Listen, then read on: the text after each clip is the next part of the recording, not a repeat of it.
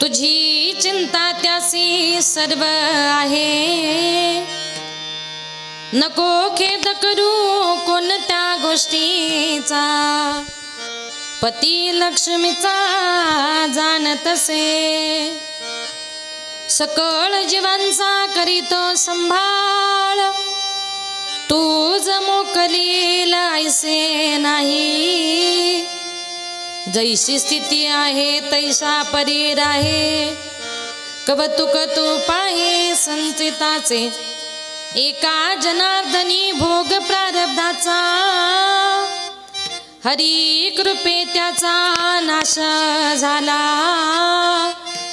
नको खेद करू कोणत्या गोष्टीचा, पती लक्ष्मीचा जाणतसे, नमो विठ्ठला राजया पांडुरंगा, नमो रुक्मिणी मावली ज्ञान गंगा, नमो पुंडलिका, नमो चंद्रभागा, नमस्कार माझा रुक्मिणी पांडुरंगा, पंढरीच्या देवराया, पंढरीच्या देवराया, पंढरीच्या देवराया, पंढरीच्या देवराया, दंडवत तुझे पाया, दंडवत तुझे पाया,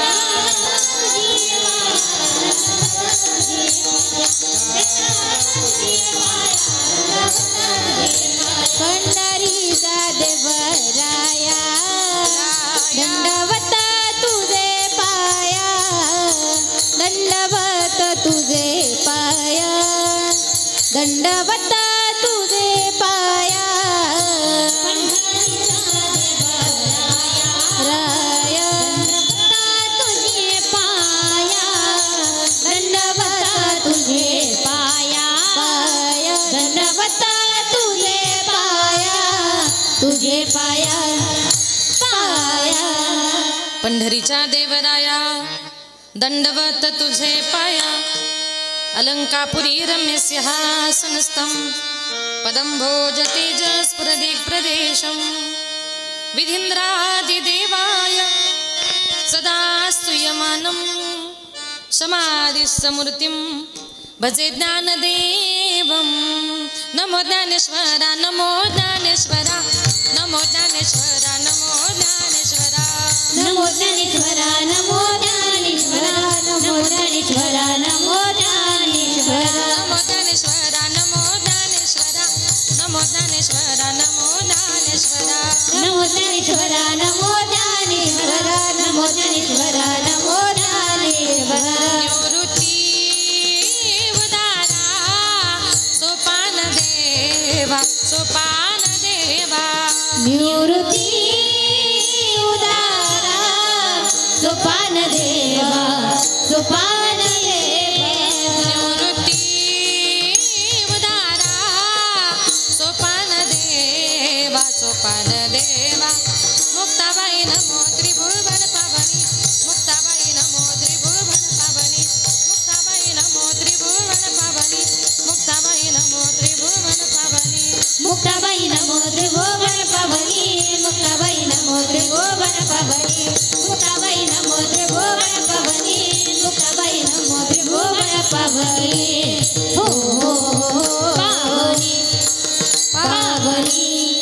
ओम नमो ज्ञानेश्वरा करुणाकरा दयाळा तुमचा अनुग्रह लादलो पावन झालो चराचरी मी कळा कुसरी काहीच नेने बोलतो वचने अति भाविका एका जनार्दनी तुमचा दास त्याच्यास पूर्वावी विठ्ठल विठ्ठल विठ्ठल विठ्ठल विठ्ठल विठ्ठल विठ्ठल विठ्ठल विठ्ठल विठ्ठल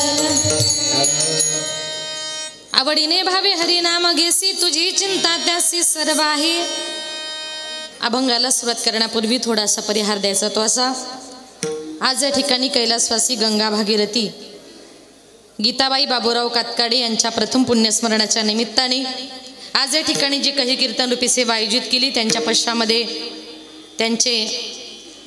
त्यांचा मुलगा आहे आदरणीय श्री ॲडव्होकेट अशोक भाऊ बाबूराव कातकाडे आणि त्यांच्या सुना आहेत गंगा भागीरथी आनंदाबाई संपतराव कातकाडे, सौ शालिनी ताई अशोक कातकाडे, त्यांचे नातू आहेत सरपंच संदीप भाऊ संपतराव कातकाडे, त्यांचा संपूर्ण परिवार, त्यांच्या मुली आहेत. फार मोठा परिवार आहे. बाकी सगळ्यांचं शेवटी नाव घेते. आणि या सगळ्या परिवारातून ही काही आज या जगातून या विश्वातून निघून गेलेले आहे त्या मातेला भावपूर्ण आदरांजली श्रद्धांजली अर्पण करण्याकरता हा कीर्तनाचा कार्यक्रम या ठिकाणी आयोजित केला. माझे गुरुवर्य आदरणीय हरिभक्तपरायण विठ्ठल महाराज वागचौर यांच्या गुरुकृपेने माझे वडील कैलासवासी भानुदास महाराज गजी यांच्या पवित्र स्मृतीला अभिवादन करून संत मंडळी वारकरी मंडळी महाराज मंडळी बसलेली तुम्ही सर्व श्रोते मंडळी सर्वांच्या चरणी एकदा नतमस्तक होऊन माझ्या कीर्तनाला सुरुवात करते. मस्तक हे पायावरी वारकरी संतांच्या वारकरी संतांच्या वारकरी संतांच्या मस्तक हे पायावरी वारकरी संतांच्या वारकरी संतांच्या वारकरी संतांच्या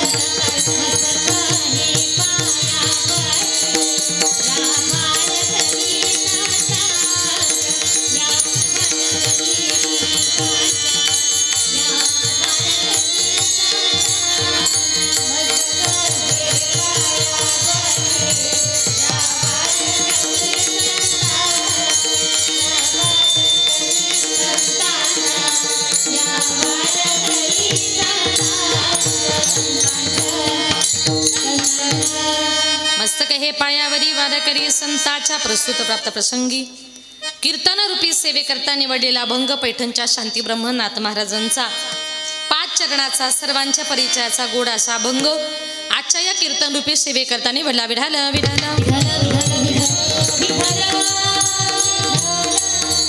या अभंगातून नाथ बाबा आपल्याला म्हणतात आवडीने भावे हरिनाम घेसी तुझी चिंता त्यासी सर्व आहे. नाथ बाबा या अभंगातून तुम्हाला मला प्रत्येकाला उपदेश करतात. तसं जर बघितलं हा अभंग माझ्या नाथ बाबांच्या हरिपाठ या प्रकरणातला आहे. त्यामुळे इथे बसलेला असा एकही वारकरी नाही का त्याचा हा अभंग तोंडपाठ नाही आणि नसला तोंडपाठ जरी तरी कानपाठ तरी अशा सर्वांच्या परिचयाचा म्हणजे कानपाठ म्हणजे कानानं ऐकलेला असा गोड असा अभंग सेवेकरता निवडला. विठाल विठाल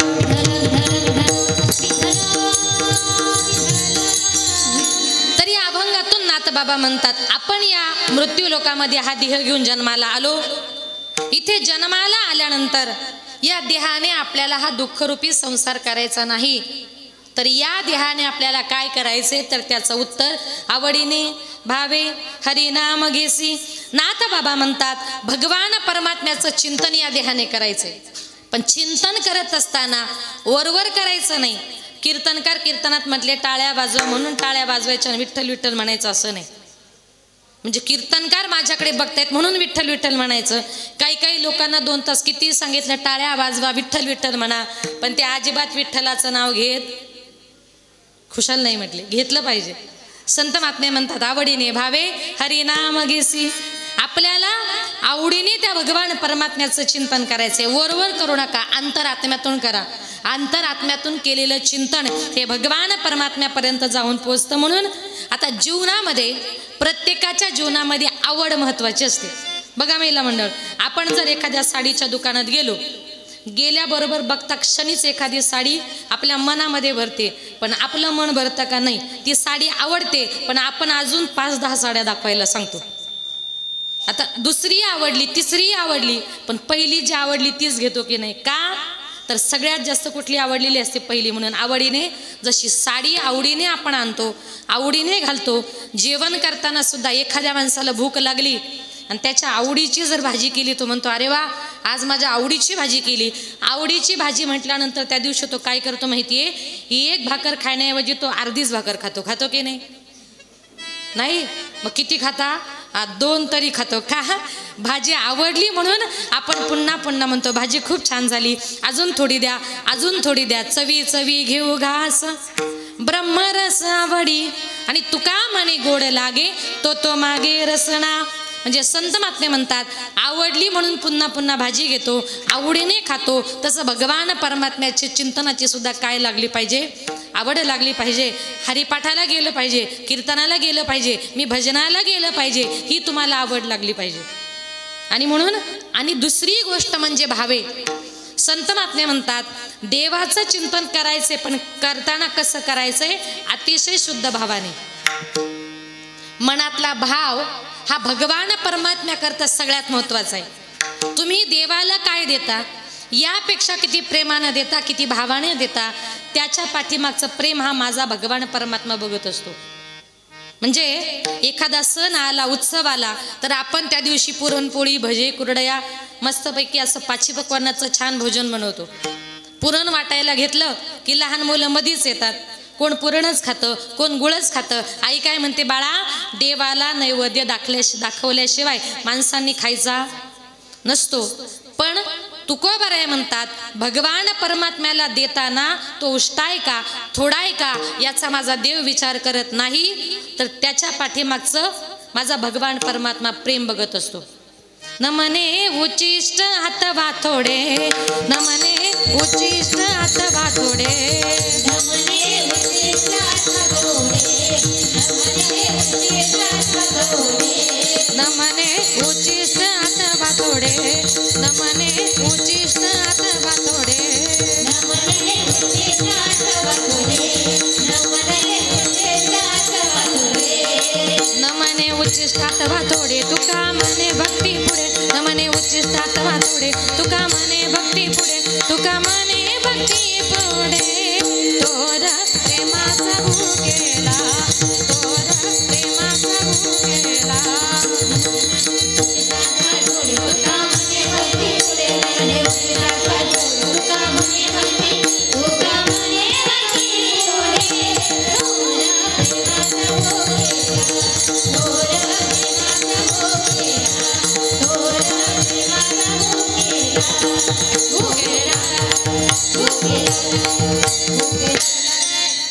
न म्हणे उच्चिष्ट अथवा थोडे. माझा भक्त मला देताना त्यानं उष्ट दिले का, थोडं दिले का, याचा विचार करत नाही. तुम्ही किती भावाने त्याला देता, त्याच्या पाठीमागचा भाव हा माझा भगवान परमात्मा बघत असतो. एक उदाहरण सांगते. कौरव पांडवांमध्ये खूप भांडणं व्हायची. कशावरून माहिती? जमिनीवरून. मग 2 भावांमध्ये जमिनीवरून जर वाद होत असेल तर समझोता करण्याकरता गावातली प्रतिष्ठित मंडळी किंवा पाहुणी मंडळी येतात. तसा कौरव पांडवांमध्ये समझोता करण्याकरता जगाचा बाप भगवान श्रीकृष्ण परमात्मा गेले. देवांनी सांगितले, हे कौरवांनो, हे पांडवांनो, रोज रोज भांडण करण्यापेक्षा थोडी थोडी जमीन वाटून घ्या. कौरवांमधला एक जण उठला, म्हटला, देवा अरे जमीनच काय, सुईच्या टोकावर मावेल एवढी माती सुद्धा पांडवांना मिळणार नाही. देव म्हटले, तुमचा न्याय मी करणार नाही, मी चाललो. एक जण म्हटले, देवा जेवून जा. देव म्हटले, जिथं तुम्ही माझं ऐकत नाही तिथे जेवण्यात काय अर्थ आहे? भगवंत निघाले. भगवंताला भूक लागली होती. भगवंतांनी आपला रथ तळवला विदुर काकाच्या झोपडीकडे. विदुर काका घरामध्ये नव्हते. आवाज दिला, विदुर काका, अहो घरामध्ये आहात का? मला फार भूक लागली, खायला काहीतरी घेऊन या. विदुर काका घरामध्ये नव्हते. विदुर काकाची पत्नी घरामध्ये होती. भगवंताचा आवाज ऐकायला पळतच बाहेर आली. सुंदर असा भगवान परमात्म्याला समोर बघितलं आणि देवाच्या तोंडाकडेच बघत राहिली, कृष्णाच्या. भगवंत म्हटले, काकी अहो फार भूक लागली, अहो खायला काहीतरी द्या, खायला काहीतरी द्या म्हटल्यानंतर तरी ती भगवंताच्या तोंडाकडेच बघते. भगवंत म्हणतात, काकी अहो तोंडाकडे बघून काय माझं पोट भरणार आहे? जरा लाजली, पळत घरामध्ये गेली. सुंदर असा भगवान परमात्मा बघितला आणि मोहून गेली आनंदाच्या भरामध्ये झोपडीमध्ये गेली. एक पिकलेली एक कच्ची केळी तिने आणली. ती कच्ची केळी सोलली आणि मधला मगाचा भाग फेकून दिला आणि कच्च्या केळाचं साल तिने भगवंताला भरवायला सुरुवात केली. एक घास खाल्ला, भगवंत आनंदाने खाऊ लागले. दुसरा घास कच्च्या केळाचा खायला दिला तरीही भगवंत खातायत. केळी नव्हती, सालच होतं. तेवढ्यात विदुर काका आले. विदुर काकाने हा सगळा प्रकार बघितला आणि विदुर काका म्हटले, अगं भानावर आहेस का तू? अगं जगाच्या बापाला तू कच्च्या केळीचं साल खायला घालते. विदुर काका ओरडल्याबरोबर ती भानावर आली, लाजली, घरामध्ये पळत गेली. विदुर काका तिच्या पाठीमागे पळत गेले. एक पिकलेली केळी आणली, ती केळी सोलली, तिचं वरचं साल फेकून दिलं आणि मधल्या मगाचा भाग भरवायला सुरुवात केली. एक घास भगवान परमात्म्यानं खाल्ला आणि कृष्णानं तोंड वाकडं केलं. विदुर काका म्हटले, काय झालं देवा?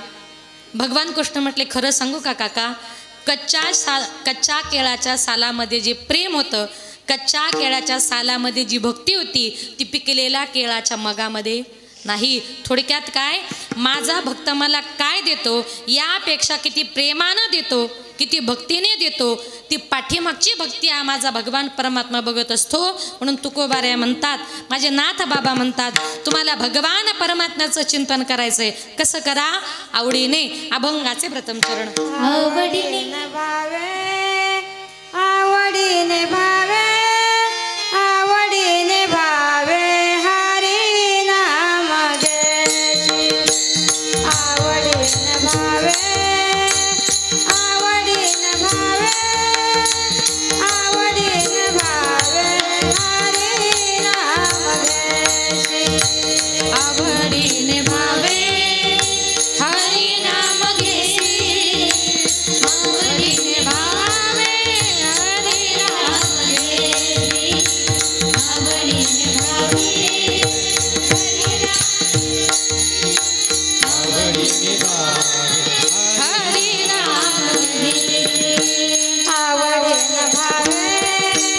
आवडीने भावे, आवडीने भावे हरी नाम घ्यायची. आवडीने भावे, आवडीने भावे, आवडीने भावे हरी नाम घ्यायची. आवडीने भावे हरी नाम घेसी, आवडीने भावे हरी नाम घ्यायची. आवडीने भावे आवडीने भावे, आवडीने भावे हरी नाम तुझे जगताचे सर्व,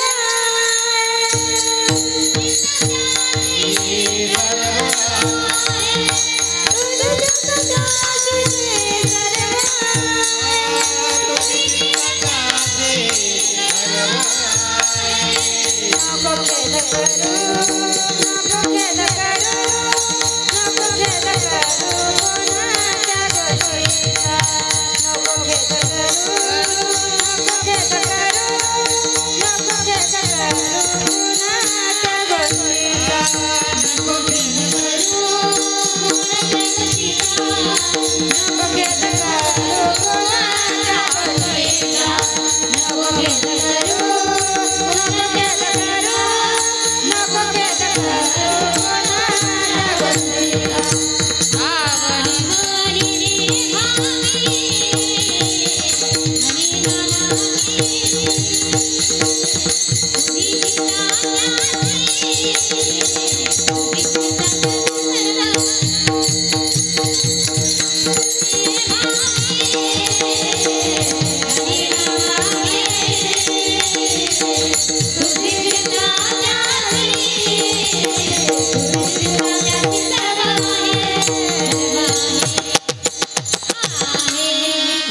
आवडीने भावे हरी नाम आवडीने भावे हरिनाम घेसी, तुझी चिंता त्यासी सर्व आहे. नाथ बाबा म्हणतात, तुम्ही आवडीने प्रेमाने त्याचं चिंतन करा. तुम्ही आवडीने जर त्याचं चिंतन केलं, आवडीने चिंतन करायचंय. काही काही लोक देवाचं चिंतन करतात, कोणी भीतीपोटी करतात. तुम्ही सांगाल, भीतीपोटी देवाचं नामचिंतन करणं म्हणजे काय? ऐका, एका गावात एका बापाने आपल्या मुलाला सांगितलं, बाळा, आपल्या गावामध्ये एंट्री करताना आपल्या गावच्या वेशीवर एक वडाचं झाड आहे आणि त्या वडाच्या झाडावर रात्री 12च्या नंतर ते निघतं. लक्षात आलं का तुमच्या? काय निघतं म्हटले? भूत म्हटले का? तुमच्याकडे निघतं का? आता सगळ्यांनाच त्याची भीती वाटते.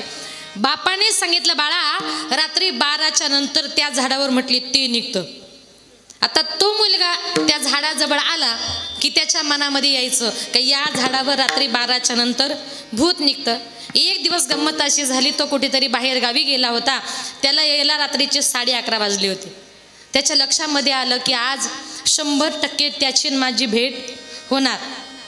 आता 11:45 वाजले होते, जायला दुसरा रस्ता नव्हता. 12 वाजत आले होते. तो मुलगा जसा जसा त्या वडाच्या झाडाजवळ येत होता तशी तशी त्याच्या मनामध्ये भीती वाढत चालली होती. म्हटलं 100% आज त्याची माझी भेट होणार. बरोबर 12 वाजले. तो मुलगा त्या वडाच्या झाडाजवळ आला आणि वडाच्या झाडाजवळ आल्याबरोबर त्या वडाच्या फांद्या हलायला सुरुवात झाली. घाबरू नका तुम्ही पण. त्या दिवशी त्या झाडावर नेमकं एक माकड आलं होतं. कोणीतरी माणूस याची चाहूल लागली आणि त्या माकडाने या फांद्यावरून त्या फांदीवर जे उड्या मारायला सुरुवात केली. पण याच्या लक्षात काय आलं? 100% झाडावर भूत आहे. आता भूत आहे म्हटल्यानंतर त्यानं जे हरी हरी म्हणायला सुरुवात केली, कारण त्यानं कधी काळी माझं कीर्तन ऐकलं होतं. म्हणून जीवनामध्ये कधीतरी कीर्तन मनापासून ऐकायचे असतात. त्यानं कधी काळी माझं कीर्तन ऐकलं होतं. ज्ञानोबारे हरिपाठामध्ये म्हणतात, ऐका बरं, एखाद्या ठिकाणी तुम्हाला भूत आहे असं जर वाटलं तर त्या भूताला घाबरून जायचं नाही. त्या भूताला पळवण्याकरता माझ्या ज्ञानोबरायांनी मंत्र सांगितलाय. हरी उच्चारणी मंत्र हा गाद, हरी उच्चारणी मंत्र हा गाद, हरी उच्चारणी मंत्र हा हरी उच्चारणी मंत्र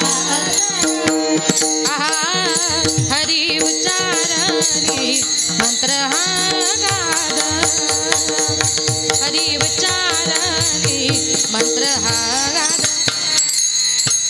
हरी उच्चारणी मंत्र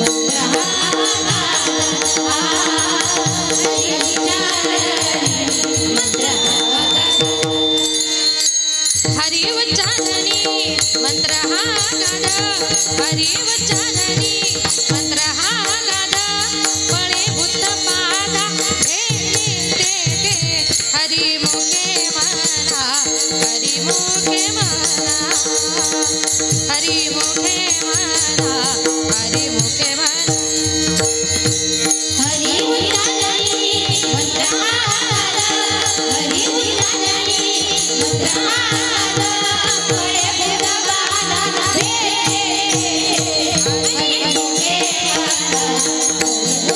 पादा हरी मुखे हरी मुखे हरी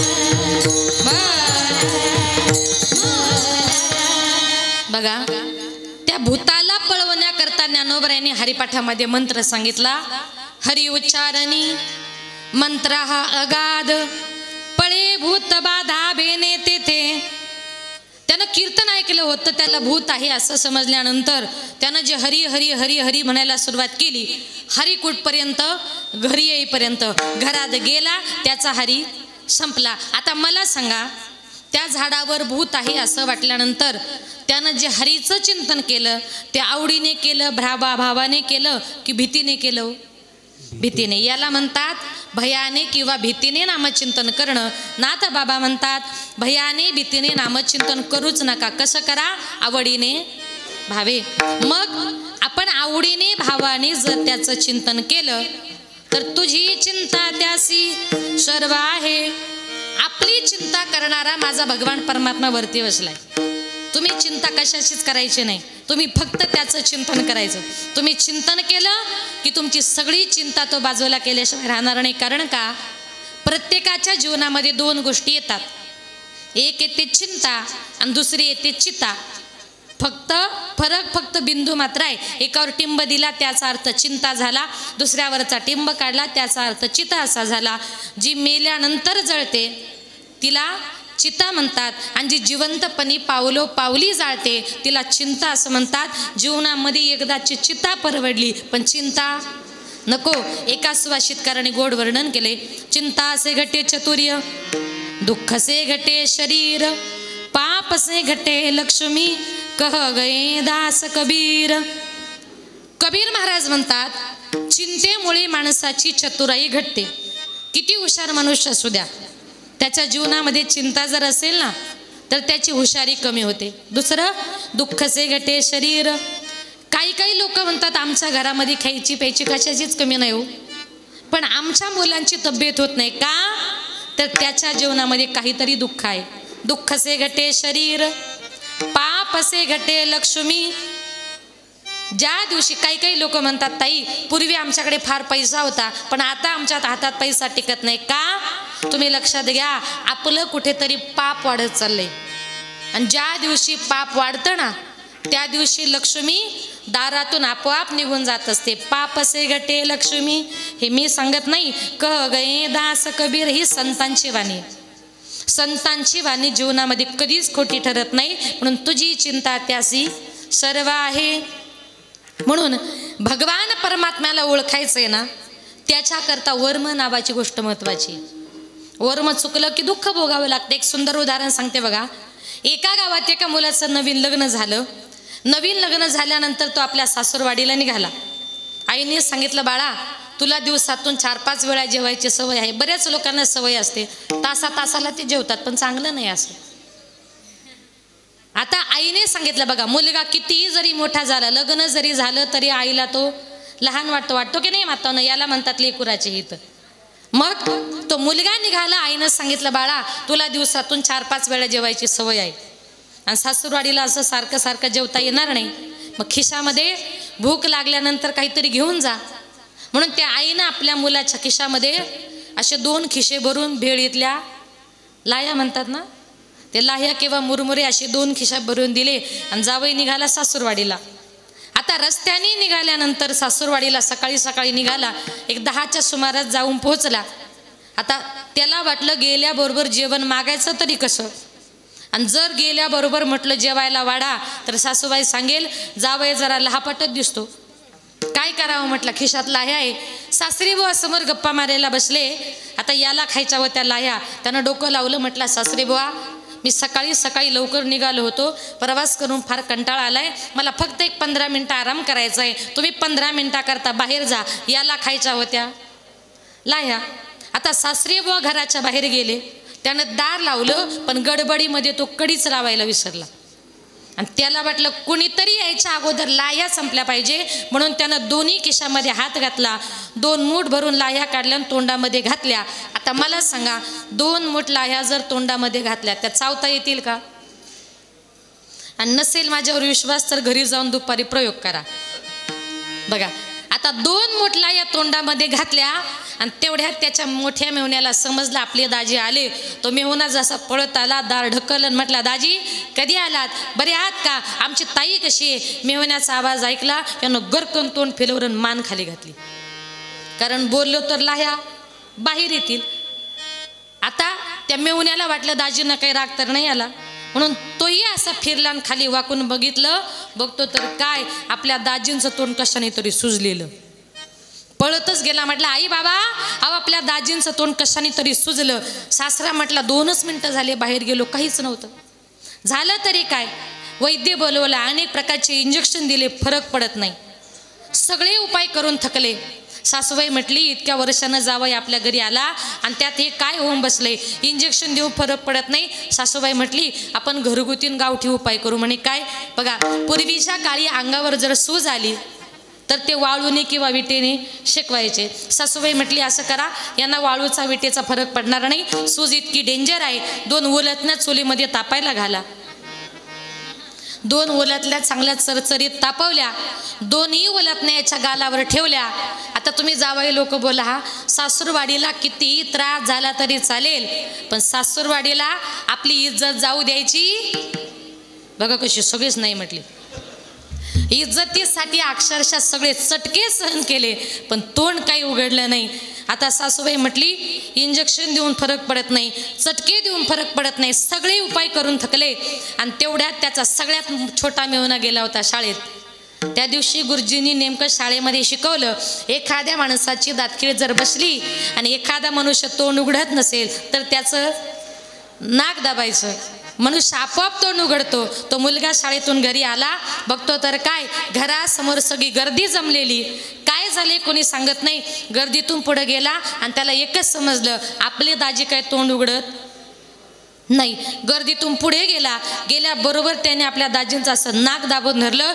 1 मिनिट झाला, जीव जायची वेळ आली आणि जीव जायची वेळ आल्याबरोबर त्या दाजींनी फुर्रकन सगळ्यांच्या अंगावर मुरमुऱ्यांचा फवारा केला. मला एकच सांगायचंय का त्याच्या तोंडामध्ये काय आहे हे वर्म जर अगोदरच कळालं असतं तर त्याला इंजेक्शन घेण्याची, चटकी घेण्याची गरज नव्हती. वर्म चुकलं म्हणून दुःख भोगावं लागलं. तुकोबाराय म्हणतात, देवा ऐसी भर में मज धावी नारायणा, ऐसी भर में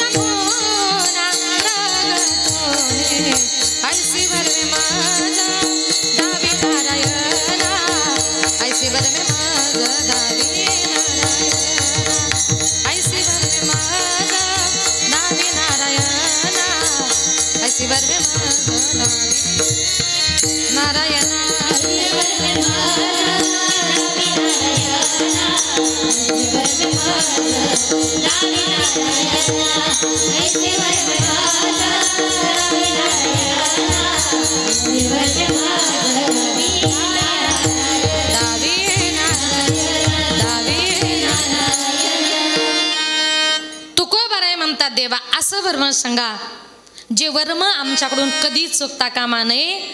मी देवाला ओळखायला, संतांना ओळखायला जीवनामध्ये मी कधी चुकणार नाही. आणि मी देवाचं, संतांचं चिंतन करत असताना कसं करेल ना, आता बाबा म्हणतात, आवडीने भावे हरिनाम घेसी, तुझी चिंता त्यासी सर्व आहे.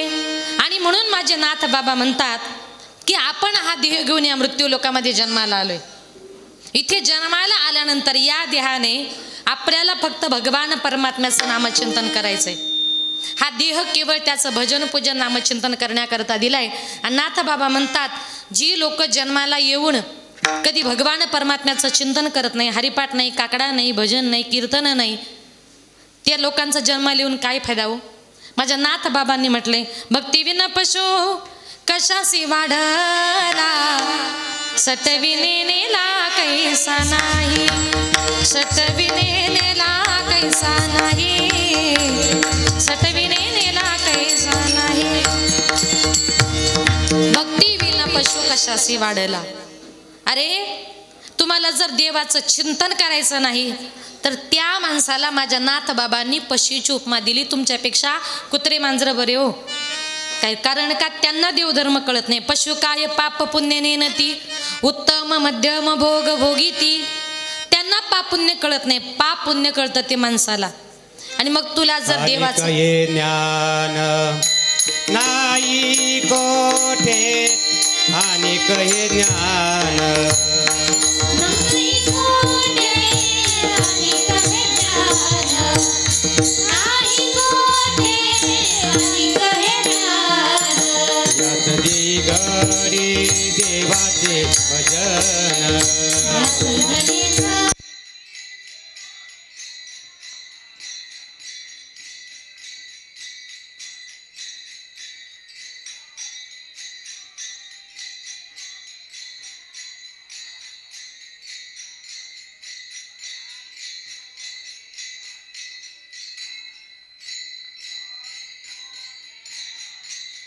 त्याच देही घडे देवाचे भजन आणि एक हे ज्ञान नाही कोठे.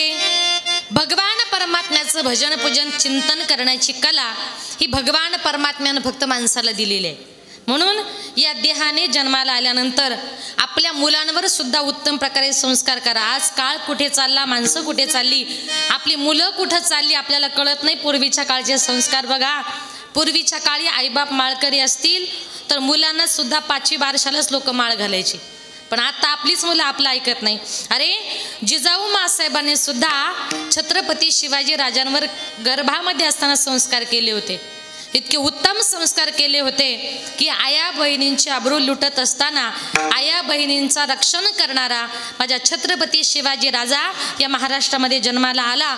आणि जन्माला आल्यानंतर इतका जनतेला आनंद झाला होता. झुलवा पाळणा पाळणा बाळ शिवाजीचा, झुलवा पाळणा पाळणा बाळ शिवाजीचा.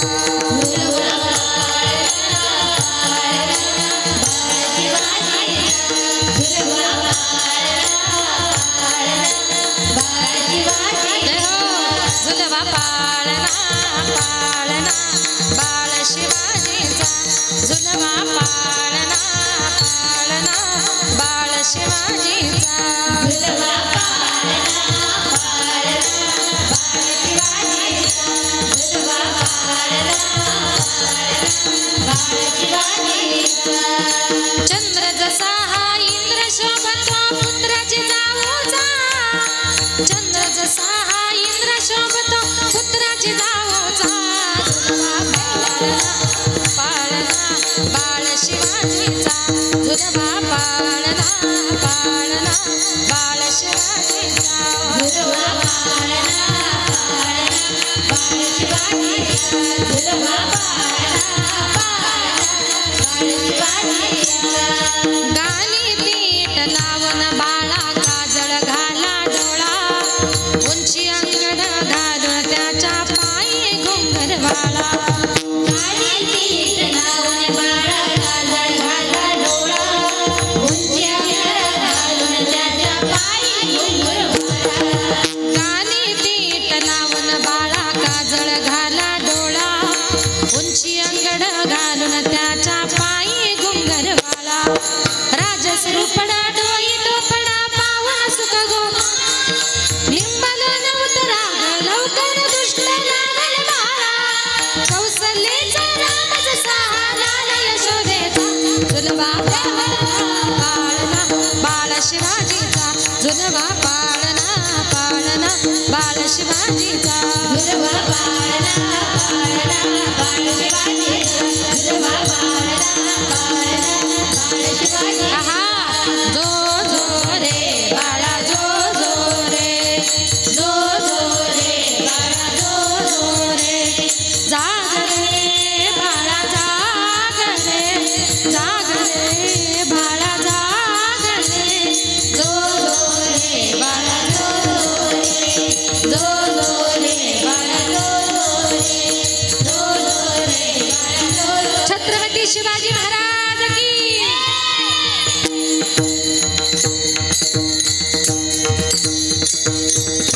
बघा जिजाऊ मासाहेबांनी जर उत्तम प्रकारे संस्कार केले नसते तर छत्रपती शिवाजी राजांसारखा राजा जन्माला आला नसता. म्हणून माय बापांनो इथून पुढे आपल्या मुलांवर फक्त उत्तम संस्काराची गरज आहे. मुलं मोठी झाली त्यांना थोडं सारी पाठाला पाठवा, भजनाला पाठवा, कीर्तनाला पाठवा.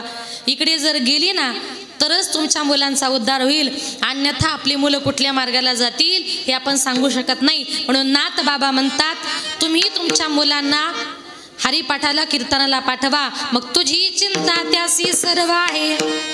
आपल्या मुला बाळांची चिंता करायला तो वरती बसलाय ना, तुम्ही त्याची चिंता करायची नाही. आणि म्हणून जीवन जगत असताना कितीही जरी दुःख आपल्या वाट्याला आलं तरी कुठल्याही गोष्टीचा खेद मनामध्ये बाळगायचा नाही.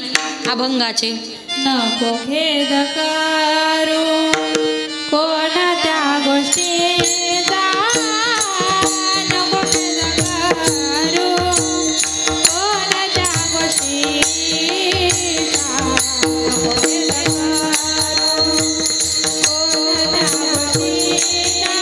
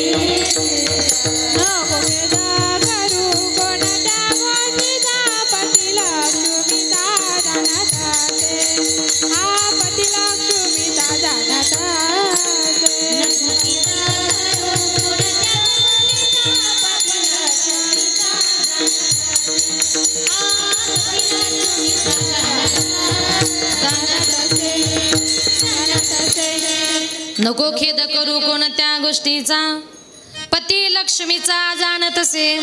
नाथ बाबा म्हणतात कुठल्याही गोष्टीचा खेद म्हणजे दुःख तुम्ही मनामध्ये बाळगू नका. लक्ष्मीचा पती तुमची माझी प्रत्येकाची काळजी घ्यायला तयार आहे, म्हणून तुम्हाला चिंतन लक्ष्मीचं करायचं नाही, लक्ष्मीच्या पतीचं करायचंय. काही काही लोक सकाळी सकाळी उठले की फक्त तिच्याच पाठीमागे लागतात. ती म्हणजे लक्षात आलं का कोण? लक्ष्मी. लक्ष्मी म्हणजे आपल्या भाषेमध्ये पैसा. लोक उठले की पैशाच्या पाठीमागे पळतात, तिच्या पाठीमागे पळून चालणार नाही. ती त्या भगवंताची बायको आहे आणि तो ठरवतोय माझ्या बायकोला कुणाच्या घरी पाठवायचं. ते पैसा पैसा लक्ष्मी लक्ष्मी करून लक्ष्मी मिळणार नाही.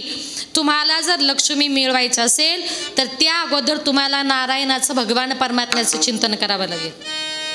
आणि तुम्ही नारायणाचं जर चिंतन केलं, तुम्ही घरामध्ये बसून हरिपाठ केलं, भजन केलं, एखादा अभंग जर म्हटलात तर सुखे येतो घरा नारायण. देव तुमच्या घरामध्ये येईल. आणि देव घरामध्ये आला की सगळ्या जगाला माहिती आहे देवाच्या चरणाची सेवा कोण करते? कोण करते? लक्ष्मी. मग देव आला की लक्ष्मी आपोआप घरामध्ये येते. पाय लक्ष्मीचे हाती, लक्ष्मीचे हाती, पाय लक्ष्मीच्या हाती, लक्ष्मीच्या हाती, पाय लक्ष्मीचे हाती, लक्ष्मीचे पाय लक्ष्मीच्या हाती, लक्ष्मीच्या हाती, पाय लक्ष्मीचे हाती, तिसी येतो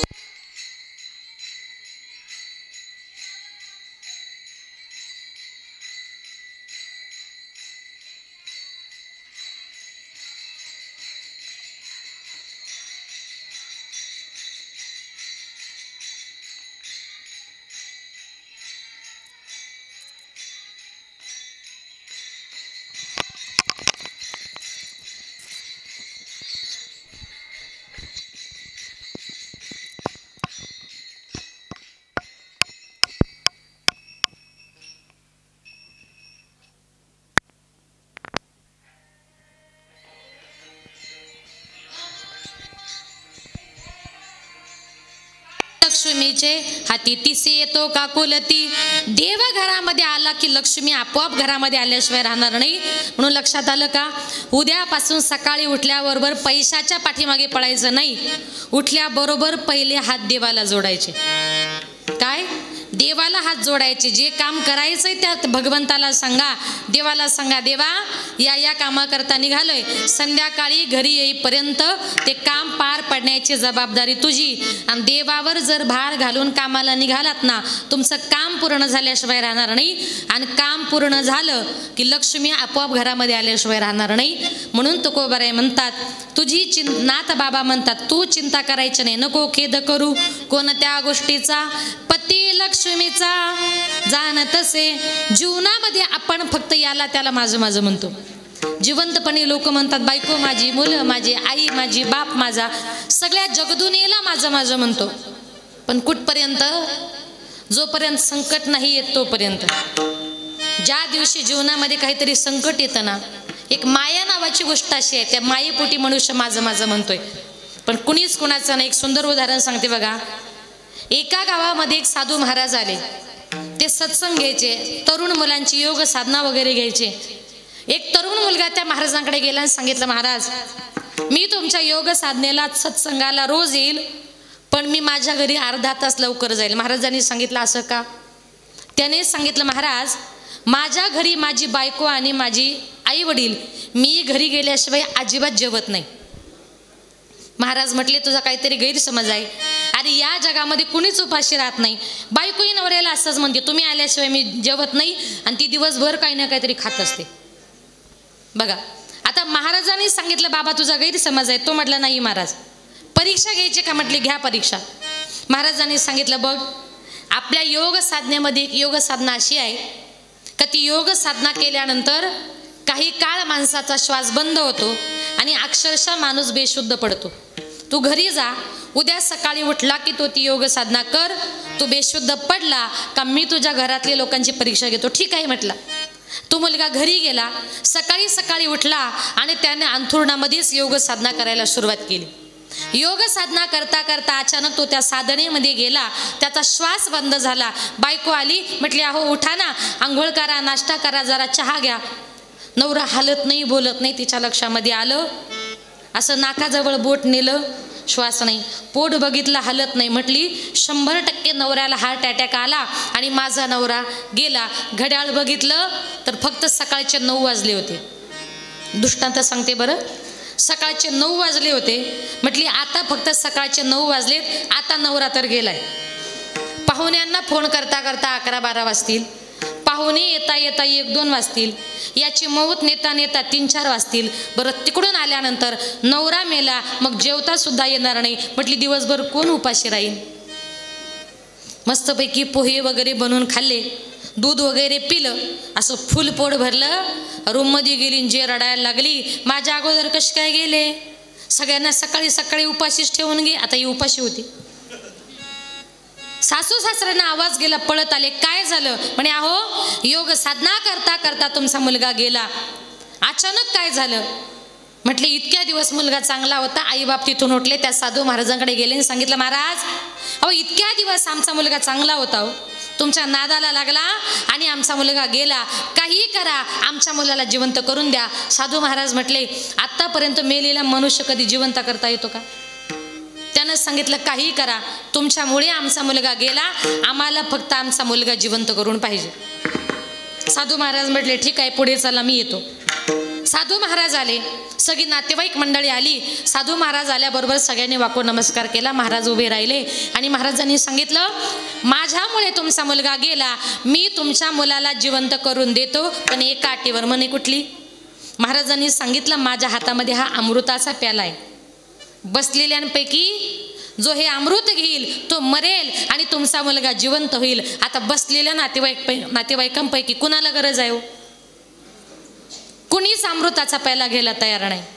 आई रडत होती. आईला रडताना बघितलं. महाराज आईच्या जवळ गेले, सांगितलं, आई रडू नका, मुलगा परत जिवंत हवाय ना? म्हटली, हो महाराज. मग असं करा, तुम्ही एवढा अमृताचा प्याला घ्या, तुम्ही मराल आणि तुमचा मुलगा जिवंत होईल. आईने सांगितलं, महाराज मी मरून कसं जमेल? माझ्या पाठीमागं माझे बाकीचे मुलं, नातवंड, सुना, त्यांचा सांभाळ कोण करेल? म्हटले घेत नाही का? म्हटले नाही. बापाकडे गेले, बाप रडत होता. बापाला सांगितलं बाबा रडू नका, काय करू? अहो मुलगा जिवंत हवाय. म्हटले हो महाराज. म्हटले मग असं करा, तुम्ही एवढा अमृताचा प्याला घ्या, तुम्ही मराल आणि तुमचा मुलगा जिवंत होईल. त्यानं सांगितलं महाराज अहो मी मेल्यानंतर माझी एवढी शेती वाडी द्राक्षाच्या बागा कोण सांभाळेल? म्हटले घेत नाही का? म्हटले नाही महाराज. पुढे गेले, बायको रडत होती. बायकोला सांगितलं ताई रडू नका, पती परत जिवंत हवाय ना? म्हटली हो महाराज. मग असं करा, तुम्ही एवढा अमृताचा प्याला घ्या, तुम्ही मराल आणि तुमचा नवरा जिवंत होईल. ती बाई म्हटली महाराज मी मरून त्याला जिवंत करून मला त्याचा काय फायदा? म्हटले घेत नाही का? म्हटले नाही महाराज. महाराज म्हटले अरे तुम्हाला तुमचा मुलगा जिवंत करून पाहिजे आणि अमृताचा प्याला घ्यायला कुणीच तयार नाही, तुमचा मुलगा जिवंत करायचा कसा? मग ते आईबाप उठले, साधू महाराजांच्या पाया पडले, 2 हात जोडले आणि सांगितलं महाराज आता तुम्हीच असं करा. महाराज म्हटले कसं करू? आईबाप म्हटले महाराज तुम्हाला बायको नाही, मुलं नाही, संसार नाही, प्रपंच नाही, बरं तुम्ही मेल्यावर तुमचं कुणाला दुःखही होणार नाही. महाराज तुम्ही असं करा, तुम्ही एवढा अमृताचा प्याला घ्या, तुम्ही मेले की आम्ही तुमचा 10वा 13वा दरवर्षी वर्ष श्राद्ध गावाला जेवण मोठा कार्यक्रम करू. महाराज तुम्ही मरा, पण आम्ही आमच्या मुलाकरता मरायला तयार होत नाही. आणि त्या क्षणी त्या महाराजांनी त्या मुलाला उठवलं. ऐकलंस ना बाळा? म्हटले हो. बघ या जगामध्ये तू सांगत होता ना माझे आईबाप आणि माझी बायको, अरे तुझ्या पाठीमागेच बघ, नाही कुणाचे कोणी तुझे नव्हे रे कोणी, अंती जाशील एकला प्राण्या माझे माझे म्हणून, बहीण कुणाची भाऊ कुणाचा कोण कुणाचे सगळे सोय रे, मेल्या मागे सर्व राहिले तुटतील दागे दोरे, प्राण्या मायेचा बाजार, प्राण्या मायेचा बाजार, नाही कुणाचे कुणी तुझे नव्हे रे कोणी, अंती जाशील एकला प्राण्या माझे माझे म्हणून, अंती जाशील एकला प्राण्या माझे माझे म्हणून. बघा जिवंतपणी एक माया नावाची गोष्ट अशी आहे, त्या मायेपोटी मनुष्य सगळ्या जगदुनियेला माझं माझं म्हणतो, पण तसं जर पाहिलं तर या जगामध्ये कुणीच कुणाचं नाही. या सर्व सुखाचे सांगते कामा नये कोणी अंती, कामा नये कोणी अंती, कामा नये कोणी अंती, सर्व सुखाचे सांगते कामा नये कोणी अंती, कामा नये कोणी अंती, नये कोणी अंती. सर्व सुखाचे संगती कामा नये कोणी अंती. म्हणून जीवनामध्ये आपल्या बरोबर काहीच येणार नाही. म्हणून संत महात्मे म्हणतात नको खेद करू कोणत्या गोष्टीचा, पती लक्ष्मीचा जाणत तसे, लक्ष्मीचा पती तुमची माझी प्रत्येकाची काळजी व्हायला तयार आहे. बघा काही काही लोक जिवंतपणे असं म्हणतात मी मेल्यावर माझं घरदार कोण सांभाळेल, मी मेल्यावर माझी शेतीवाडी कोण सांभाळेल, असा आपण विचार करतो. पण या जगामध्ये कुणाचंच कशा वाचून काही राहत नाही. जोपर्यंत जिवंत आहे तोपर्यंत अडतं, एकदा का माणूस गेला की सगळी लोक ॲडजस्टमेंट करतात. म्हणून बघा आपण इथे जन्माला आलात ना, मग जन्माला आल्यानंतर भगवान परमात्मा म्हणतात की तुम्ही कष्ट करा, तुम्ही कष्ट जर केलं तर फळ द्यायचं काम माझ्याकडे आहे.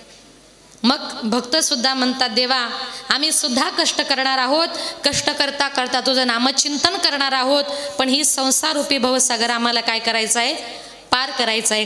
करू ना करो कष्ट हरो ज्ञान दो भगवन, भव में फसी नाव मेरी तार दो भगवन, करू ना करो कष्ट हरो ज्ञान दो भगवन, भव में फसी नाव मेरी तार दो भगवन, दर्द की दवा तुम्हारे पास है, दर्द की दवा तुम्हारे पास है, ये जिंदगी दया के भीख मांगती, मन में बसा कर तेरी मूर्ति, उतारो मैं गिरधर तेरी आरती, मन में बसा कर तेरी मूर्ति, उतारो मैं गिरधर तेरी आरती, तेरी आरती, तेरी आरती. भगवंता आम्ही तुझं नामचिंतन करायला तयार आहे, पण ही संसाररूपी भवसागरा अलीकडे आम्ही आहोत आणि पलीकडे नेणारा हा आपल्याला फक्त भगवान परमात्मा आहे. आणि म्हणून मी सांगत काय होती की जीवनामध्ये कोणाचंच कशावरून काही अडत नाही. एक शेवटचं उदाहरण सांगते बघा. एका गावामध्ये एक साधू महाराज असे फिरत फिरत आले होते. फिरत फिरत आले, मारुतीच्या मंदिरामध्ये मुक्कामा करता थांबले. संध्याकाळच्या वेळेला एक सज्जन मनुष्य त्या मंदिरामध्ये गेला. सांगितलं, महाराज आपण कोण? त्यानं सांगितलं, मी दक्षिण भारतची यात्रा करतोय. रात्रीचा मुक्काम म्हटले तुमच्याच मंदिरात. त्या सज्जन गृहस्थानं सांगितलं, महाराज मंदिरात मुक्काम करण्यापेक्षा माझ्या घरी चला, मी तुमच्याकरता पाचीपक्वान्नाचं भोजन करतो. साधू महाराज त्या सज्जन माणसाच्या घरी मुक्कामाला गेले. भोजन वगैरे झालं, रात्री मुक्काम केला. सकाळी उठले आणि त्या साधू महाराजांनी सांगितलं, तुम्ही माझी खूप छान सोय केली, तुमच्या घरी राहून आनंद वाटला, आता मी येतो. पण त्या सज्जन महाराज माणसाला सांगितलं, बाबा तुम्ही धार्मिक दिसता, येता का माझ्याबरोबर दक्षिण भारतच्या यात्रेला? 6 महिन्याचा प्रश्न आहे. त्यानं सांगितलं, महाराज मी तुमच्याबरोबर यात्रेकरता आलो असतो, पण घरी माझी बायको 2 मुलं आहेत, त्यांचं कसं होणार? साधू महाराजांनी सांगितलं, तेवढाच प्रश्न आहे म्हटले. हो. मग त्याने साधू महाराजांनी सांगितलं, बाबा तू जर माझ्याबरोबर 6 महिन्याकरता आला तर दर महिन्यामध्ये मी तुझ्या बायकोच्या अकाउंटवर 5,000 रुपये पाठवतो, मग चिंता? त्यानं सांगितलं, मग चिंताच नाही. घरी बायको मुलांचा निरोप घेतला आणि तो सज्जन तो महाराजांच्या बरोबर निघाला. 1 महिना झाला, 2 महिने झाले. प्रत्येक महिन्यामध्ये साधू महाराज त्याच्या बायकोच्या अकाउंटवर पैसे पाठवायचे आणि त्याची बायको उदरनिर्वाह करायची. पण हा जेवायला बसला की म्हणायचा, महाराज माझी बायको जेवली असेल, माझे मुलं जेवले असतील, ते आता काय करत असतील, त्यांना बरं वाटत असेल का? महाराज म्हटले, अरे हा यात्रा करतोय दक्षिण भारतची आणि हरिपाठ करायचं सोडून बायको मुलांचं चिंतन करतोय. पण याचे बायको मुलं याचा किती विचार करतात, महाराजांना त्याला दाखवून द्यायचं होतं. 1-2 महिने झाले. 3ऱ्या महिन्यामध्ये साधू महाराजांनी त्याच्या नकळत एक पत्र लिहिलं परीक्षा घ्यायला. त्या पत्रामध्ये असं लिहिलं, कळवण्यात अत्यंत वाईट वाटते की जे तुमचे पती माझ्याबरोबर दक्षिण भारतची यात्रा करण्याकरता आले होते, रस्त्यानं चालत असताना 2 महिने आमचा प्रवास खूप सुखाचा आनंदाचा झाला, पण 3ऱ्या महिन्यामध्ये रस्त्यानं चालत असताना एका भरधाव ट्रॅक खाली तुमचे पती सापडल्यामुळे त्याच्यामध्ये तुमच्या पतीचा मृत्यू झाला, कळावे तुमचा साधू. पत्र घरी आलं. त्या बाईला वाटलं मनी ऑर्डर आली की काय. आनंदाने पत्र खोललं, पत्र वाचलं. पतीच्या निधनाची बातमी कानावर आली आणि त्या बाईनं रडायला सुरुवात केली. बघता बघता सगळा गाव गोळा झाला, सगळी नातेवाईक मंडळी आली. त्या बाईनं रडायला सुरुवात केली, आता माझे पती गेले, मी जगायचं कसं, माझ्या मुलांनी राहायचं कसं? कुणी एक साधू महाराज दर महिन्याला 5,000 रुपये पाठवायचे, त्या महाराजांचाही पत्ता नाही, आता आमचं होणार कसं? गावातले सरपंच जरा चांगले होते. सरपंच पुढे आले आणि सांगितलं, बाई तुम्ही रडू नका, हवं तर मी तुम्हाला महिन्याला 5,000 रुपये देतो, पण तुम्ही रडू नका. सरपंचाचं बोलणं ऐकलं. लगेच उपसरपंच पुढे आले. त्यानं सांगितलं, ताई तुम्ही रडू नका, हवं तर दर महिन्याचा किराणा मी तुम्हाला देतो, पण तुम्ही रडू नका. गावातले बाकीचे सदस्य आले, प्रतिष्ठित मंडळी आली, सगळेजण आले. सांगितलं, ताई तुम्ही रडू नका, आपलं गाव फार मोठं आहे, सदन आहे, गावातल्या प्रत्येक घरातून दर महिन्याला आम्ही तुम्हाला 50-50 रुपये काढून देऊ, पण तुम्ही रडू नका. एवढ्या सगळ्यांचं ऐकलं आणि ती बाई शांतच झाली. आणि दर महिन्याला त्या बाईचं रुटीन सुरू झालं. सरपंचाचे 5,000, उपसरपंचाचा किराणा, गावातल्या सगळ्या लोकांकडून 50-50 रुपये, कोणाचे साड्या, कोणाचे कपडे, कोणाचे पैसे, कोणाचा किराणा, असं करता करता 1-2-3 महिन्यामध्ये त्या बाईच्या जवळ 7-8 लाख रुपये जमा झाले. कारण येणं होतं, जाणंच नव्हतं. तिने विचार केला, एवढ्या पैशाचं करायचं काय? म्हटली, छोट्या घरात राहण्यापेक्षा एखादा चांगला सिंगल बंगला बांधू. त्या बाईनं बंगला बांधला. रोज मुलांना काजू काय, बदाम काय, सफरचंद काय, चांगले कपडे काय. 2 महिन्यामध्ये काजू, बदाम, सफरचंद खाऊन तिघे जण चांगले तयार झाले.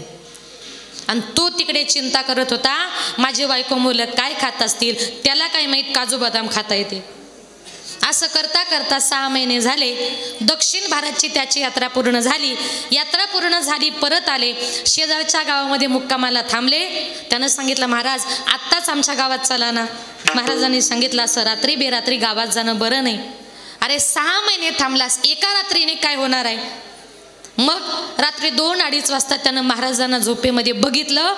2-2:30 वाजता उठला, आपल्या गावात आला, आपल्या घरी आला. बघतो तर काय, तिथे घर नव्हतं, तर तिथे बंगला होता. त्याच्या लक्षात आलं, कोणीतरी मी गेल्यानंतर माझी जागा लुबाडली, तिथं बंगला बांधला, पण माझ्या बायको मुलांचा पत्ता एवढ्या रात्री या बंगल्यातलेच माणसं सांगतील. म्हणून असा बंगल्याच्या खिडकीतून आतमध्ये डोकावून बघितलं तर अशा मोठ्या बेडवर अशी एक जाडी जाडी बाई आणि 2 जाडे जाडे पोरं झोपले होते. तो म्हटला हे आपले नाही, कारण गेला तेव्हा बारीक होते ना, आणि तो येईपर्यंत चांगले तयार झाले. तो म्हटला हे आपले नाही, पण आपल्या बायको मुलांचा पत्ता म्हटले हे घरातलेच माणसं सांगतील. म्हणून त्यानं बंगल्याची बेल वाजवली. बेल वाजवल्याबरोबर त्या बाईनं दार उघडलं, समोर आपल्या पतीला बघितलं, आणि किती आनंद व्हायला पाहिजे हो. समोर नवऱ्याला बघितलं आणि हळूच म्हणते, का हो तुम्ही? तो म्हटला का ग तू? आणि कपाळाला बुक्कान मंगळसूत्र काय केलंस? ती म्हटली अहो 3 महिन्यापूर्वी तुम्ही गेल्याची बातमी कानावर आली, म्हणून सगळं काढून टाकलं. तो म्हटला अगं तुला कोणी सांगितलंय मी मेलोय? मी अख्खा जिवंत आहे ना. ती म्हटली जरा हळू बोला. तो म्हटला माझ्या बायकोच्या समोर मी का हळू बोलायचं? तिने सांगितलं तुम्ही जर मोठ्यानं बोललात आणि उद्यापासून तुम्ही गावात आले हे जर माहिती पडलं ना, तर उद्यापासून सगळंच बंद होणार. तो म्हटला म्हणजे? ती म्हटली तुम्ही जर आले हे जर माहिती पडलं तर उद्यापासून सरपंचाचे 5,000, उपसरपंचाचा किराणा, गावातल्या प्रत्येक घरातून 50-50 रुपये, कोणाचे साड्या, कोणाचे कपडे, कोणाचे पैसे, सगळं काही बंद होणार आणि परत भिकच मागायला लागणार. तो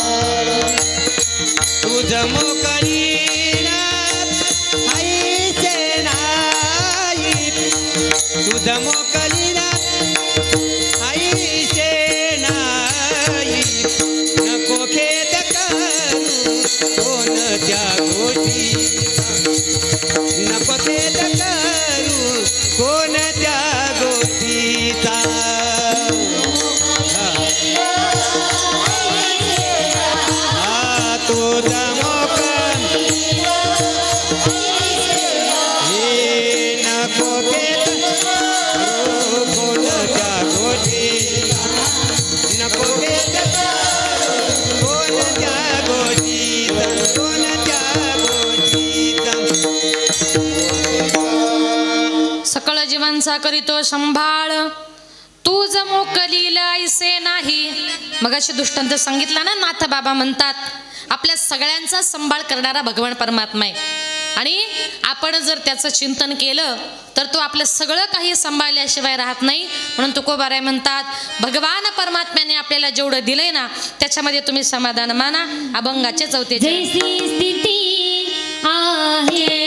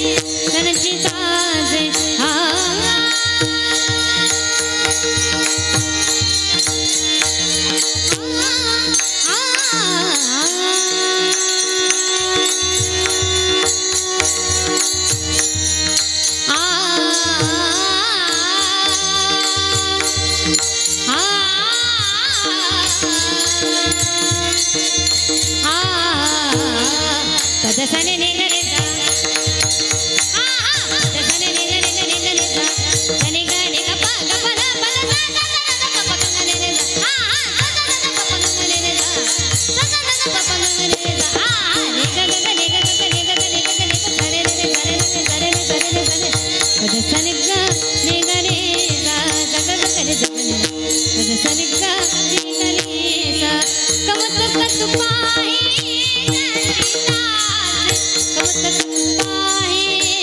सनचिताचे हो नको घेता करू आ कोणाच्या गोष्टीचा हो नको घेता करू आ कोणाच्या गोष्टीचा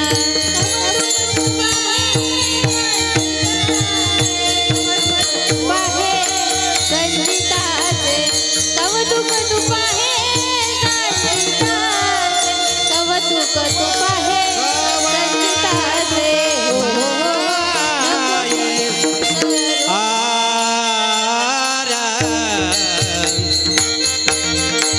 कौतुक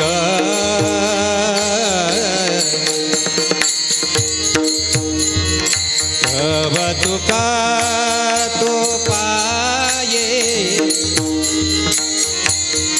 कौतुक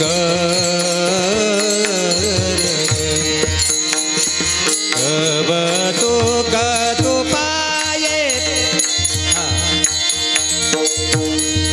कौतुक पाये संचिताचे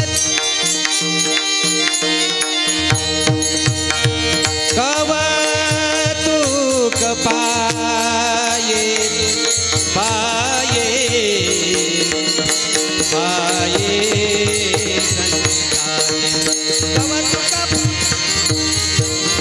नको घेता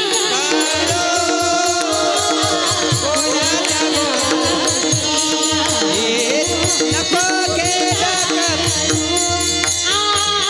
कोणाच्या गोष्टी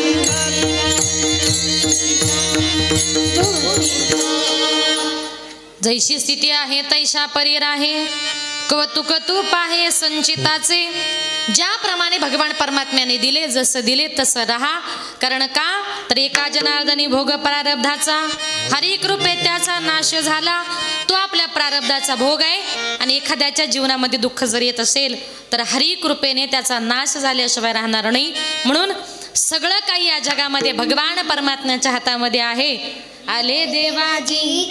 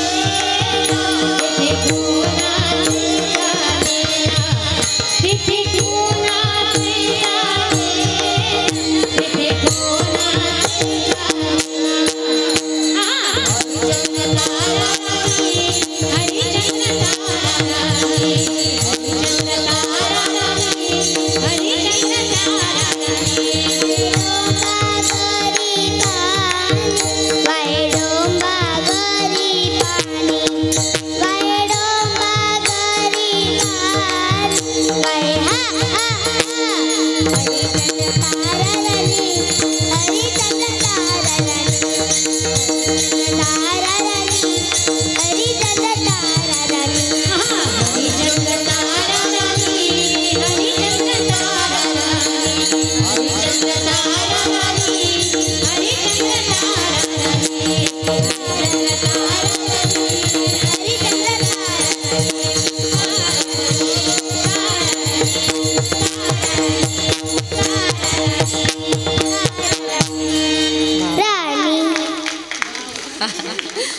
माझी कन्यावर ती, आणि तेवढी एकच आहे. मी तिला शिकवलं नाही, ती आपोआप म्हणते आले देवाजीच्या म्हणा तेथे कोणाचे चाले ना. या जगामध्ये सगळं काही भगवान परमात्म्याच्या हातामध्ये आहे. ईश्वराची सेवा करा. जास्त वेळ घेणार नाही, शेवटचे एक 5-7 मिनिटं घेते. आईवडिलांविषयी बोलते. या विश्वामध्ये आई बापासारखं श्रेष्ठ दैवत नाही. जिवंतपणी माणसाला माय बापाची किंमत कळत नाही. एकदा का आपले मायबाप या जगातून या विश्वातून निघून गेले नंतर कितीही जरी रडलं फायदा होणार नाही. आज या परिवारातून एक आई आज आपल्या मुलांना आपल्या मुलींना सगळ्या परिवाराला पोरकं करून या जगातून या विश्वातून निघून गेली. जेव्हा आपले मायबाप या जगातून या विश्वातून निघून जातात ना तेव्हा ते परत कधीच आपल्या घरी येऊ शकत नाही. कारण का जेव्हा ते जातात तेव्हा ते कुठे गेलेले असतात. गेली दुरी दिगंतरा पुन्हा येणे नाही घरी. विजला हो नंदा दीप कशी जाऊ मी मंदिरी. लाडकी माझी आई वाट पहा ती कैवारी. भोळी रखुमाई गेली झाली उदास पंढरी. श्रद्धांजली देता थर थरे माझी काया. राहू दे रे माझी आई मोक्षपदी देवराया. जिवंतपणी किंमत कळत नाही. एकदा का आपले मायबाप निघून गेले आपण देवाला म्हणतो देवा माझ्या आईला माझ्या बापाला मोक्षपदाला नाही. एकदा का आपली आई गेली शेजाऱ्याच्या आईला दुसऱ्याच्या आईला तुम्ही प्रेमानं कितीही जरी आई म्हटलात ना आई आई करीते आई कोणीच होईना. माझ्या आईची घसर शेजे नारीला येईना. आई आई करीते आई सुखाचा सागर. तिच्या कर्तृत्वाचा वृक्ष भरला डेरेदार. आई आई करीते आई साखरेचा खडा. तोंडात घालते गोड झाल्या दात दाडा. आई म्हणाला किती गोड वाटतं हो. तोंडामध्ये साखरेचा खडा टाकावा ना. इतकं आईचं नाव गोड असतं. पण तीच आई एकदा का माणसाला सोडून गेली माणसाला अन्न पाणी गोड लागत नाही. जोपर्यंत आपल्या माहेरामध्ये आपली आई जिवंत आहे तोपर्यंतच मुलींना आपल्याला माहेर असतं. ज्या दिवशी माहेरातून आपली आई निघून जाते ना त्या दिवशी आपलं माहेर संपलं आपली पिशवी रिकामी झाली असं समजा. तुम्ही सांगाल असं कसं. जेव्हा ती मुलगी आपल्या सासरहून माहेर येते आणि माहेरातून ती सासरी जायला निघते ना तेव्हा ती तिच्या घरची लखपती असेल करोडपती असेल पण तिची आई सगळ्या गावातून भाजीपाला गोळा करते मुलीच्या पिशवीमध्ये टाकते आणि सांगते बाई आपल्या गावातला गावठी भाजीपाला एवढा तरी पिशवीमध्ये घेऊन जा. भाजीपाला तरी देते पण मुलीची पिशवी कधी रिकामी पाठवत नाही. त्याला आईचं प्रेम असं म्हणतात आणि तीच खरी आई असते. याला म्हणतात लेकुराचे हित. म्हणून जीवनामध्ये आई फार महत्वाची आहे. आई आज आपल्या मुलींना सोडून निघून गेली. आईचं आणि मुलीचं नातं म्हणजे अतिशय गोड अतिशय प्रेमाचं. असं एकही घर नाही का त्या घरामध्ये आईचं आणि मुलीचं भांडण होत नाही. पण त्या माई लेकीचं भांडण म्हणजे कसं असतं माहितीये. माय लेकीचं भांडण दया दुधाची मोकळी. लेक धरते अबोलाई मनाची मोकळी. आईचं आणि मुलीचं भांडण झालं ना मुलीला आईविषयी राग येतो. आईच्या मनात राग नसतो तर उलट प्रेम असतं. कारण का आई जे आपल्या मुलीला शिकवते ते काय असतं. आई शिकविते तुला राग येतो लेकी. पराया माणसाशी बोलू नये एकाएकी. काय म्हणते आई तुझी मुलीची जात आहे ग. लग्न करून तुला परक्या घरी जायचंय. रस्त्यावर परक्या पुरुषाशी पटकन बोलू नये आणि बोललं तर लोक नावं ठेवतात ग. अशा प्रकारचे संस्कार आई आपल्या मुलीवर करत असते. मुलींवरच संस्कार करता करता आपल्या मुली लहानाच्या मोठ्या कधी होतात हे आई बापाला सुद्धा कळत नाही. अचानक एक दिवस आपल्या मुली लग्न करून परघरी निघून जातात. मुली निघून गेल्या की त्या घरात त्या आईला त्या बापाला करमत नाही. मग ती आई आपल्या मुलींची आठवण म्हणून भिंतीवर असं चिमणी पाखरांचं चित्र काढते आणि सांगते माझ्या घरातल्या सगळ्या माझ्या चिमण्या उडून गेल्या. ती आई रडते आणि काय म्हणते, लेक जाते सासरला आई लाग करमेना, सारविल्या भिंतीवर काढल्या ग मैना. लेक जाते सासरला मागे मागे फिरू पायी, बोलती आई माझी लाडाची लेक जाई.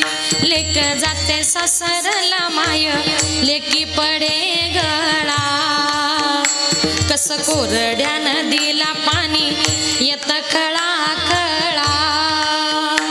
आपली मुलगी लग्न करून जायला निघाल्यानंतर आईला रड असं सांगावं लागत नाही हो. आई बाप म्हातारे होतात, मुलं माई बापाकडे लक्ष देत नाही. मुली लग्न करून परघरी निघून गेलेल्या असतात. त्यांना वाटतं पुन्हा पुन्हा आई बापाकडे जावं, पण त्या बिचाऱ्या सासूरवाशी नसतात. त्यांना पुन्हा पुन्हा माहेरी येता येत नाही. आई बापाला उठता येत नाही, बसता येत नाही. ती आई शेजारीन बाईला निरोप देते आणि तिला म्हणते आता आमचे हातपाय चालवत नाही, आम्ही कधी मरू याची गॅरंटी नाही. एकदा तरी आमच्या मुलीला आम्हाला भेटायला बोलवा आणि डोळे भरून आम्हाला त्या आमच्या मुलीला बघू द्या. ते मायबाप रडतात आणि काय म्हणतात, माझ्या जीवाच्या लेकीला आज सांगवा पाठवा, माझ्या व्याकुळ जीवाला माझी मालन भेटवा. नाव लेकीच ग घेता जात फिरे गरा गरा, माझी डोळ पुसणारी लेक गुंतली संसारा. रोज येते सपनात काही बोलत ती नाही, भरचैताच्या उन्हात माझी सुकली गजाई. करू लेकीच नशीब झालं कपाळ उघड, घरधन्याच्या वाचून कोणी घेईना लुगड, कोणी घेईना लुगड, कोणी घेईना लुगड. अशा प्रकारे आईबाप आपल्या मुलांवर प्रेम करतात. हे सगळं प्रेम आपण का विसरतो? म्हणून ही आई जी आपल्यातून निघून गेली ना, एक शेवटचे 2 मिनिटं घेते. त्या आईच्या चेहऱ्यासारखा चेहरा आणि आपल्या आईच्या मूर्तीसारखी मूर्त या जगामध्ये भगवान परमात्म्याने परत कधीच घडवली नाही. आई तुझ्या मूर्तीवाणी या जगात मूर्ती नाही, आई तुझ्या मूर्तीवाणी या जगात मूर्ती नाही. अनमोल जन्म दिला गाई तुझे उपकार फिटणार नाही. अनमोल जन्म दिला गाई तुझे उपकार फिटणार नाही. बालपणी मी खेळत खेळत दिसत होतो ताना, अमृताहुनी गोड पाजला तो पाना. बालपणी मी खेळत खेळत दिसत होतो ताना, अमृताहुनी गोड पाजला तो पाना.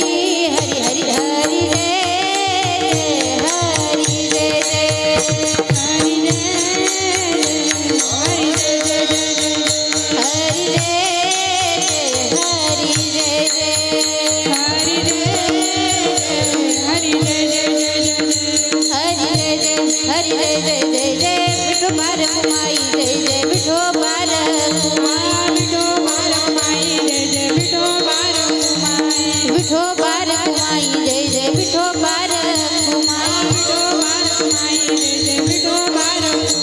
विठोबा रखुमाई विठोबा रखुमाई विठोबा रखुमाई विठोबा रखुमाई विठोबा रखुमाई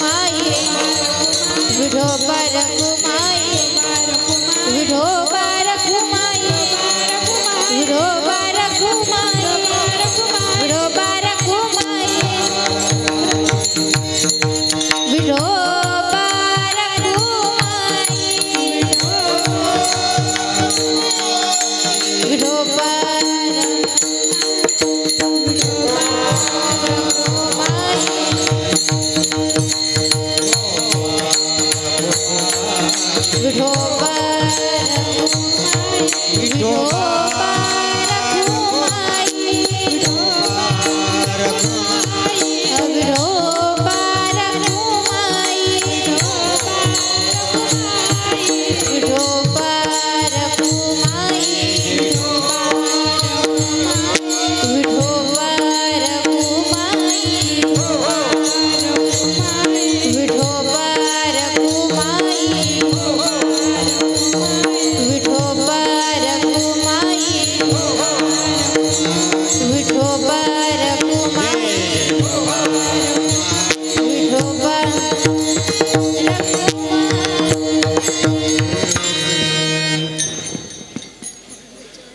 आवडीने भावे हरिनाम घेसी तुझी चिंता त्यासे सर्व आहे. आता या ठिकाणी माझ्या अल्पमतीप्रमाणे अभंगाचा धावता भावार्थ आपल्या समोर मांडण्याचा प्रयत्न केला. कार्यक्रमाची वेळही संपलेली आहे. आज या ठिकाणी कैलासवासी गंगा भागीरथी गीताबाई बाबूराव कातकाडे या मातेच्या प्रथम पुण्यस्मरणाच्या निमित्ताने आज या ठिकाणी जी काही कीर्तनरूपी सेवा आयोजित केली त्यांच्या पश्चामध्ये त्यांची सुनबाई आहे गंगा भागीरथी आनंदाबाई संपतराव कातकाडे. त्यांचा मुलगा आहे ॲडव्होकेट श्री अशोक भाऊ बाबूराव कातकाडे.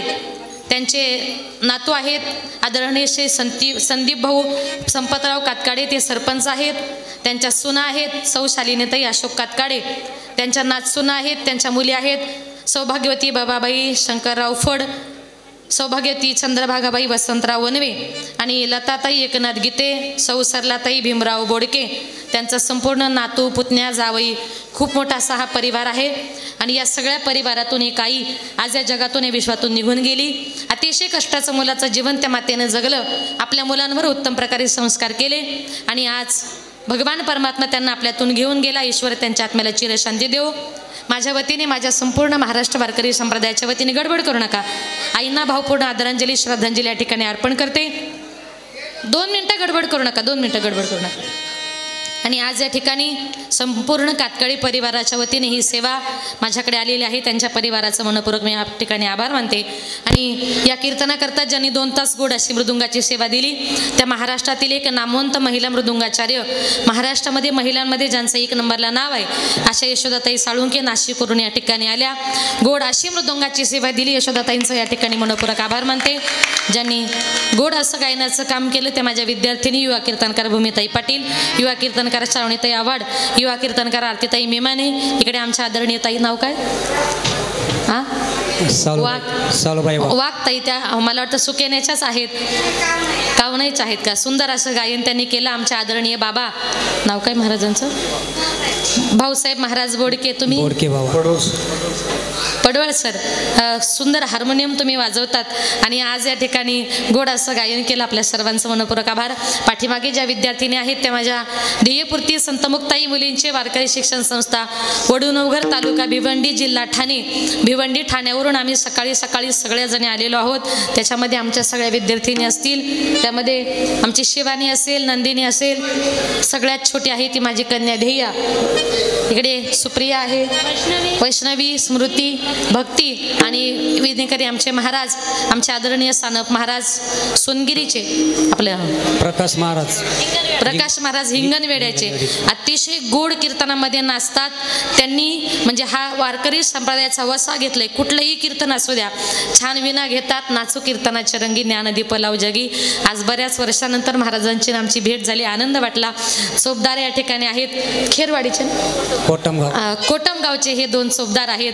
आता 2 चोपदार म्हणजे माझे भक्कम दोन्ही भाऊ आहेत, त्याच्यामुळं काही टेन्शन नाही. यांनी दाढी काढली वाटतं, नाही तर दोघं सेम टू सेम.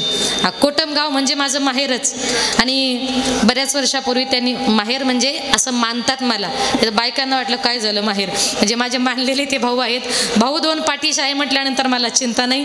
माझ्या दोन्ही भावांचा या ठिकाणी मनपूर्वक आभार. आमचा आवाज तुमच्यापर्यंत ज्याने सुंदर गोड पोचवला ती शिवकमळ साऊंड सिस्टीम जायगाव, दादा गोड ऑपरेटिंग केलं, सुंदर सिस्टीम दिली, तुमचंही या ठिकाणी मनपूर्वक मी आभार मानते. तुम्ही सगळा श्रोतवर्ग गणगोत्र नातेवाईक त्यांच्या दुःखात सहभागी झाला, त्यांच्या कार्याची शोभा वाढवली. जमलेल्या सगळ्या माझ्या माता भगिनी, तुम्ही सगळे पुरुष वर्ग, सर्वांचं या ठिकाणी मनपूर्वक मी आभार मानते. स्टेजवर बसलेली वारकरी संप्रदायातील वारकरी मंडळी, महाराज मंडळी, सर्वांचा मनपूर्वक आभार. यूट्यूबच्या माध्यमातून हा कार्यक्रम महाराष्ट्रभर दिसणार आहे. आमच्या दादांनी सुद्धा गोड असं या कार्यक्रमाचं शूटिंग केलं. दादा तुझंही या ठिकाणी मनपूर्वक आभार मानते. बोलताना चुकलं असेल तर क्षमस्व. झालेली सेवा संत सावता महाराजांच्या विठ्ठल रुक्मिणीच्या चरणी समर्पित करून, ज्यांनी गोड अशी हार्मोनियमची संगीताची साथ दिली ते आदरणीय भोराजी महाराज वाकी, बाळासाहेब महाराज, भोराजी महाराज, भोराजी महाराज यांनी अतिशय बघा सुंदर असं ते ऑर्गन पण म्हणता येणार नाही त्याला, आणि हार्मोनियम पण म्हणता येणार नाही, अगदी छोटंसं ते आहे, पण इतकं छान संगीत आपण त्याच्यातून दिलं. गोड अशी सेवा दिली. महाराज तुमचंही या ठिकाणी मनपूर्वक आभार. ज्ञानेश्वरा माऊली ज्ञानराज माऊली, ज्ञानेश्वरा माऊली ज्ञानराज माऊली, ज्ञानेश्वरा माऊली ज्ञानराज माऊली, ज्ञानेश्वरा माऊली ज्ञानराज माऊली. विठ्ठल जय जय विठ्ठल, विठ्ठल जय जय विठ्ठल. हा मुनिनी निगुणी वेडी वाकुडी उत्तरे, महाराज हा नाही विचारीला अधिकार मी आपला, तुका